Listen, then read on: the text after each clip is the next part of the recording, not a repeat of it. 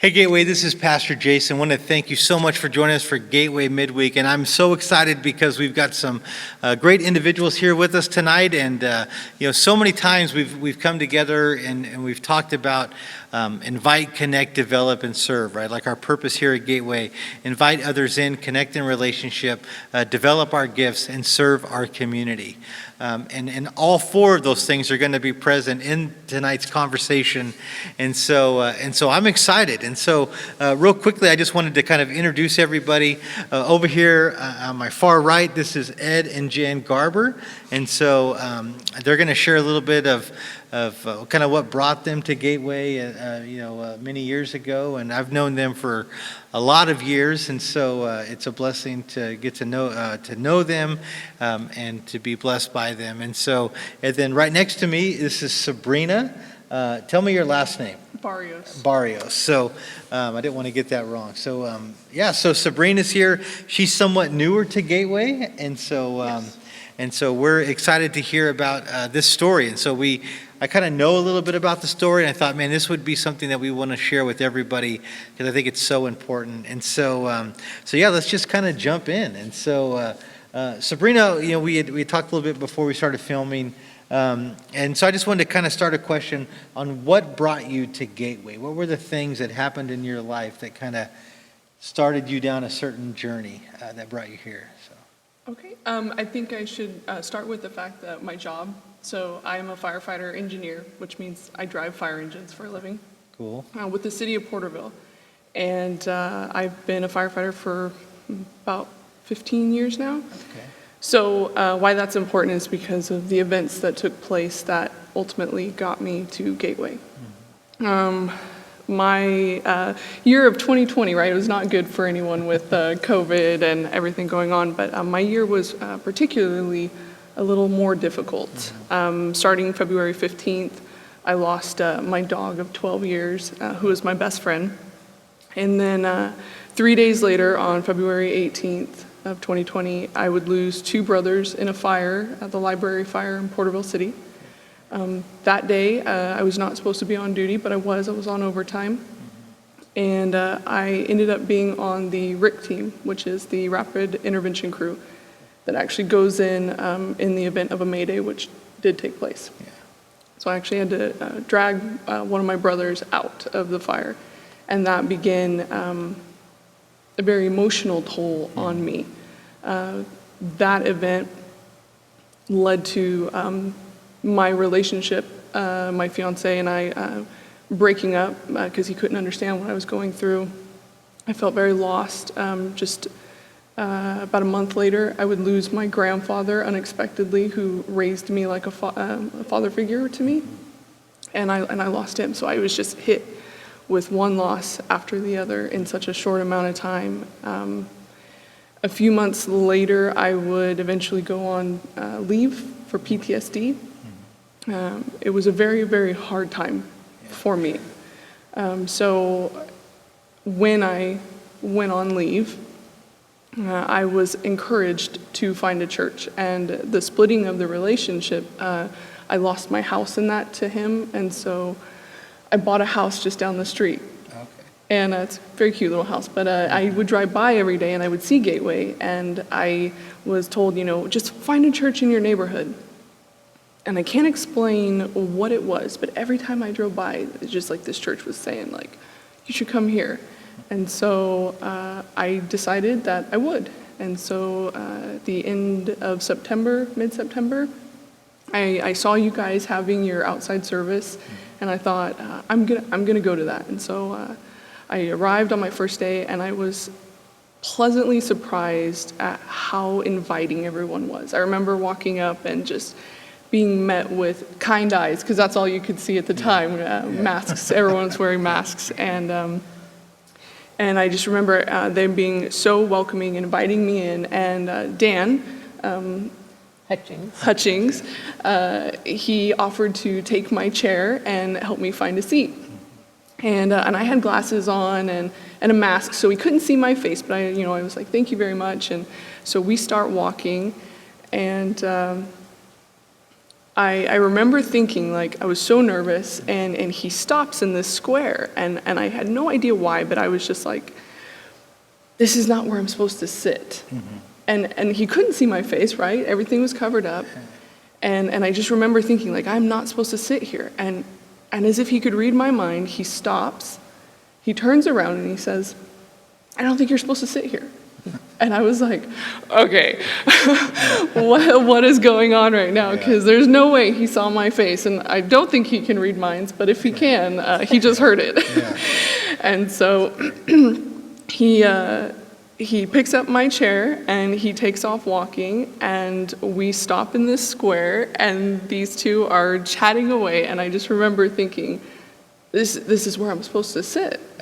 And Dan just stops, and he said, I'm going to sit you here with the Garbers. And he turns and he says, Jan and Ed, this is Sabrina. Do you mind if she sits here with you today? She's new. And I was like, what is going on right now? And so they said, absolutely.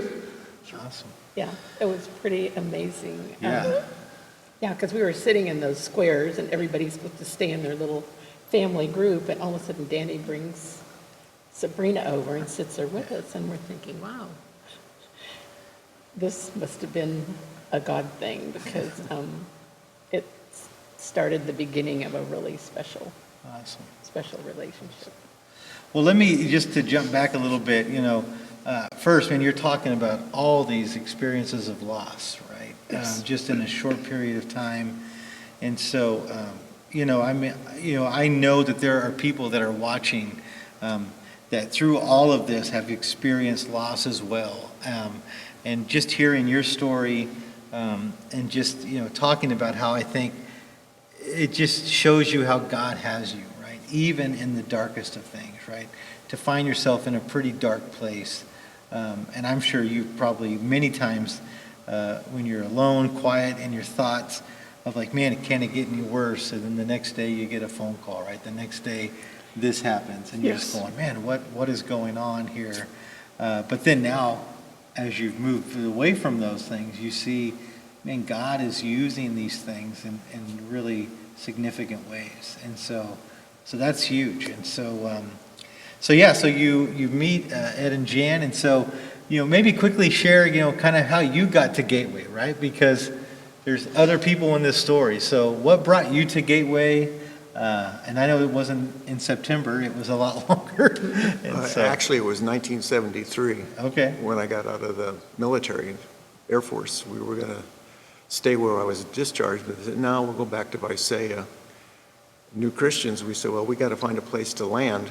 And we all wanted a good children's program, because we had a child at that point, and there was a very good one here at that time. There still is. Yeah. But that brought us here. But what kept us here was not only the children's program, but the connection points. The people were friendly. The word was solid. And we just fit right in. And it just seemed this was home. This is where we belong. Sounds familiar, doesn't it? Yeah. And so we've been here continuously since then, and continued to be involved in different things.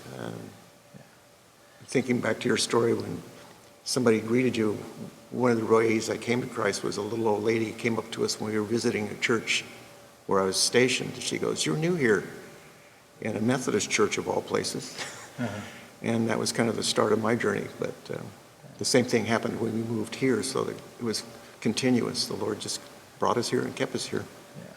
That's great. That's great. So Jan, you mentioned that this was the start of a great relationship. So maybe go into a little bit more detail about what has made it great, right? This kind of just. Ed and I have a practice every morning. We start out prayer together, and we pray for divine appointments. It's been our prayer for several years, and it could be somebody at the mailbox, at the grocery store. Wherever we just feel like God prepares our heart to take time, because he orchestrates those divine appointments. And so we definitely felt like Sabrina was a divine appointment that day. And we just told her, we knew something was going on in her heart. We could tell by her countenance that she was struggling with something, but at that point, we didn't need to know. We just started praying for her and knew that when the time was right, if she wanted to share with us, she would. So we just invited her every week. We saved her a spot in our square, and just gradually just started building a relationship. And then it reached a point, one day we said, how about if we go out to breakfast afterwards? And she's like, yeah, I have some stuff I want to share with you. And so that's when she shared her story with us, and we call her our adopted daughter. I mean, To the point where when COVID was really in full effect and they stayed at home, they opted to stay home for a while, and she told me, all right, well, you're going to go to church without us, but you better not get adopted by anyone else. Stay in your own square. Yeah.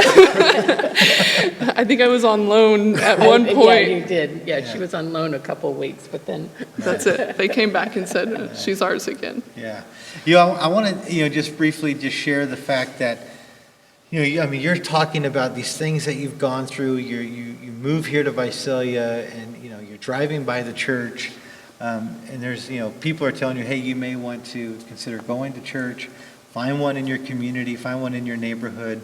And I know for a number of people, because of many different things, anxiety, fear, the self-talk of, I don't know anybody, why would I go? If I'm going to go, nobody's going to talk to me, right? There's all these things that swim in our head.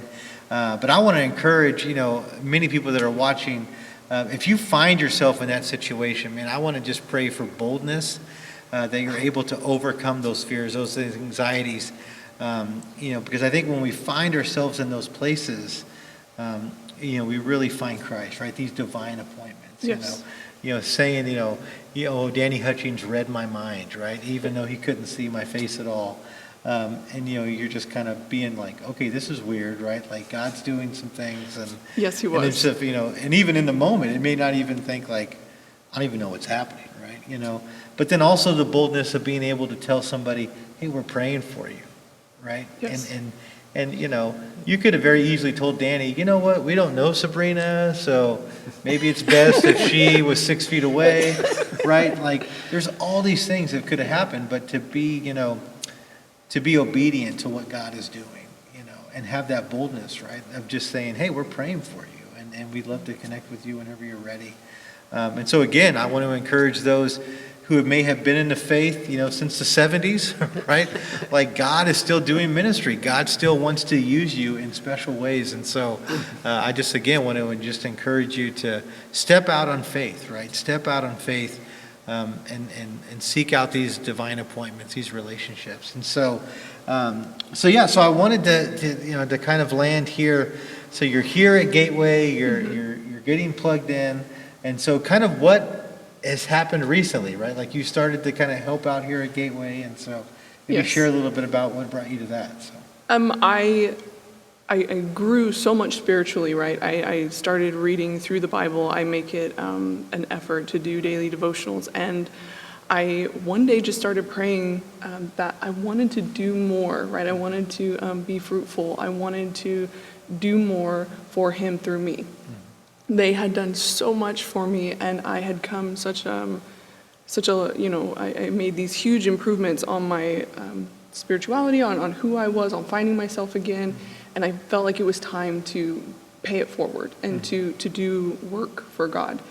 And so I just found myself one day praying that, Lord, I want to do good things for you, I need you to show me how. And out of nowhere, and I don't have children, but I just suddenly felt the urge, like I just wanted to be around kids, and I wanted to be a mentor, and I wanted to inspire and do all these great things. And I just kept asking Him, and I remember, like, there is something you want me to do, just tell me what it is. And I came into church one day, and Nathaniel asked if there was anyone who wanted to work with the youth ministry, and I was like, well, if there's not a sign, I don't know what is. And so I asked, and they said, yeah, we're gonna have to do a background and all this stuff. And I'm like, anything, because I just want to help. I just want to be something positive in someone else's life the way that they were to me. Because it meant everything. I truly believe that me getting, I'm actually back to work. I'm back to full duty since February. And I truly believe that these two were a huge reason, because, they brought me in here. They welcomed me. I didn't feel pressured to share my story with them. We let it happen very naturally and when the time was right. And I truly believe that it helped my healing process immensely.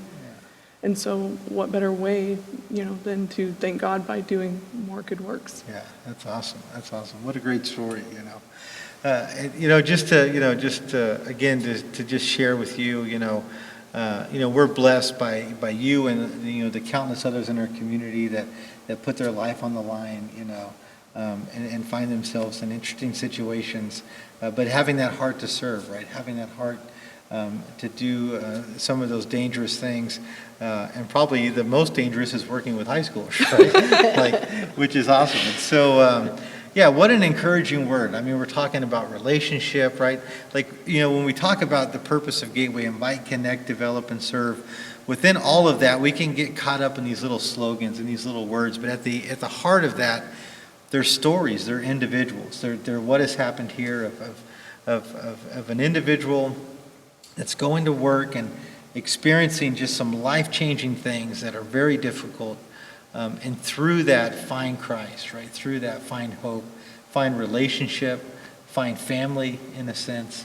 And that's huge, And so, as I've heard a little bit about the story, so it's been, cool to kind of put all the pieces together. And so, we're just so blessed to have you here, have you be a part of Gateway. Ed and Jan, you guys have been here as huge spiritual pillars at the church. I've known you guys since I've been here and since 1994, so we go back a little ways too. Just a little ways. Yeah, but just such a blessing to see you guys continue to serve.